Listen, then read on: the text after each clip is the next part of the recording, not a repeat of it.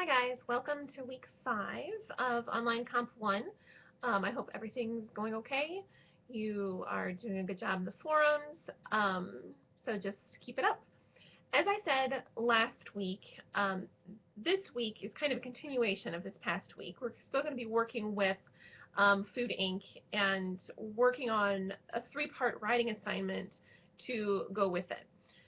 So hopefully you watched carefully, you took some notes. The link is still there if you want to revisit it.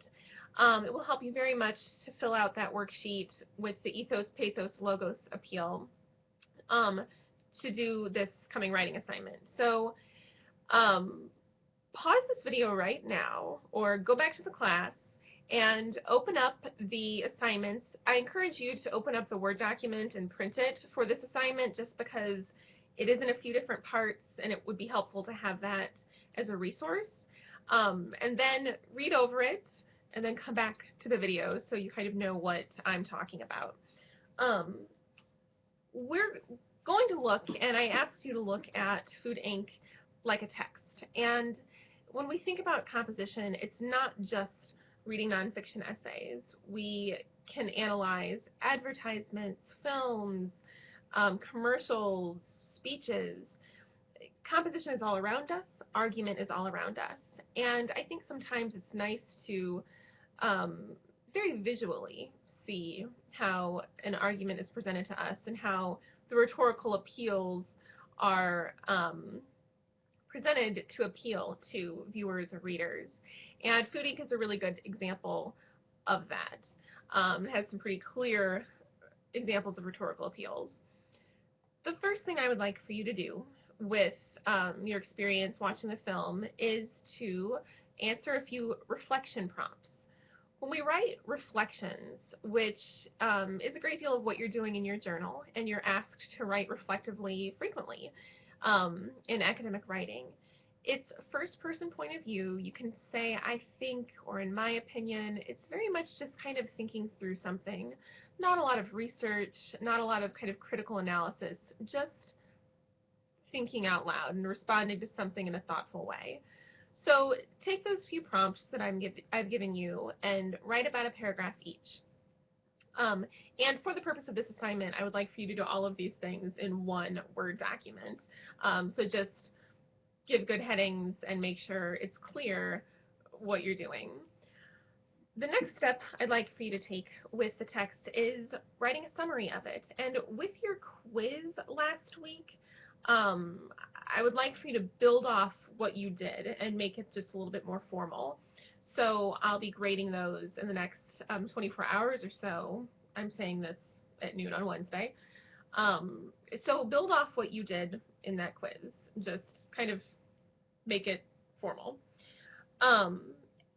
So this might be less than a paragraph, just objective, third-person point of view, just the facts. What is it about? I shouldn't hear any of your opinion or views. And then I want you to take a step further and try to critically analyze the rhetorical appeals of the film. So one person might have a thesis statement that Food Inc. relies too heavily on the pathos appeal and tries to manipulate its viewers, so it's not an effective argument. And then could go on to support that thesis with examples of the emotional music or the personal stories that tug at our heartstrings. The person sitting next to you then might have a thesis statement that said, Food Inc., through its use of strong logos appeals, is an incredibly effective argument, and then go on to talk about the facts and statistics and interviews that the documentary uses. Both of you can be right. Critical analysis is subjective. It's about making a claim, making an argument about the argument, and picking it apart into pieces and making a claim, in our case here, about the effectiveness or ineffectiveness of something, looking at the rhetorical appeals. I would also like for you to try your hand at a works cited page. You don't need to quote the film, you don't need to use in-text citations, but at the end of this 3-part writing assignment, I would like for you to have a works cited page with the film cited as a DVD. I've given you the information about the film. For our purposes, we're going to pretend like it was on DVD. It's a little bit easier than the website. So this is just a practice round. So I've given you the information about the film on DVD and told you where to go to look in your work, in your Little Brown Handbook, and how to cite it. So at the end of um, this collection of writing, please do a works cited page and use the resources that I've given you in your Little Brown Handbook, which will be very helpful. So that's our goal for this week. And again, some of it you'll be taking what you wrote in a quiz and turning it into something a bit more formal. But I want you to think hard about how we are able to approach a text, whether that is a poem or a film or a commercial or a nonfiction essay. We're able to approach it different ways. We can reflect personally, just kind of personal opinions, things that it makes us think of, just personal responses. We can write summaries, which are very kind of detached and objective, just conveying what something is about, and then critically analyze, kind of, again, making an argument about the argument that's presented to us. In the first few minutes of the film, they talk about the packaging of food items and how it's always those pastoral farm scenes, even though that's not at all what those farms look like. You could write a critical essay on bacon packaging and how it uses pathos appeal to buyers.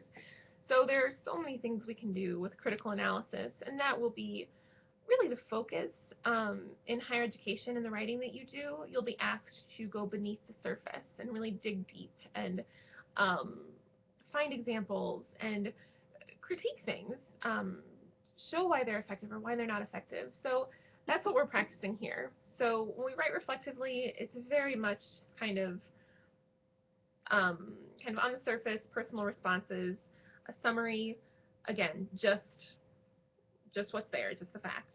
And a critical analysis, we delve deeper. We need evidence. We need to use terminology like ethos, pathos, logos, appeal. So start thinking about that, thinking about how we can approach texts differently. So again, I recommend that you print out this assignment. I give you a little checklist at the end to make sure that you check yourself and make sure that you have those things.